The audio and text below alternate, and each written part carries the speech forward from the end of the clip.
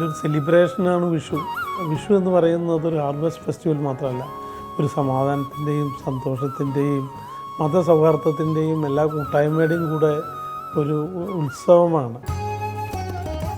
Wealth എന്ന് പറയുന്നത് ഒരു വ്യക്തിയിൽ എന്നുള്ളതിന് പുറമെ നമ്മളുടെ ഓൺട്രപ്രണർഷിപ്പ് ഒരുപാട് വ്യക്തികളിലോട്ട് ഷെയർ ചെയ്യുകയാണ്.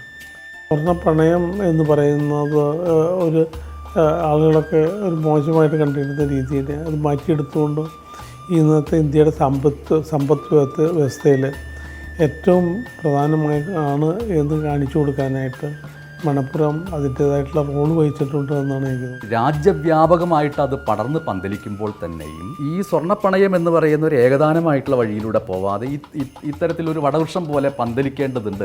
അതിൽ ഒരൊറ്റ വിഷയത്തിൽ മാത്രം കേന്ദ്രീകരിച്ച് പോകേണ്ടതല്ല എന്നുള്ളൊരു ചിന്ത വരുന്നതും അത് വിപുലീകരിക്കുന്നത് എങ്ങനെയാണ്? രാജ്യത്തിൻ്റെ വളർച്ചയിൽ അല്ലെങ്കിൽ രാജ്യത്തിൻ്റെ വരുമാനത്തിലൊക്കെ ആക്റ്റീവായിട്ട് പാർട്ടിസിപ്പേറ്റ് ചെയ്യാൻ കഴിയുന്നു എന്നുള്ളത് വളരെ ചെറിയതായിട്ട് തുടങ്ങിയിട്ട് ഉണ്ടാകുമ്പോഴാണ്.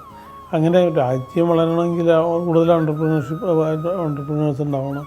മണപ്പുറം ഫിനാൻസ് ഗ്രൂപ്പ് സാരഥി VP നന്ദകുമാർ മനസ്സ് തുറക്കുന്നു. മനസ്സാകെ മണപ്പുറം വിഷുദിനത്തിൽ കേരള വിഷൻ ന്യൂസ് ചാനലിൽ രാവിലെ 8:30 രാത്രി 7:30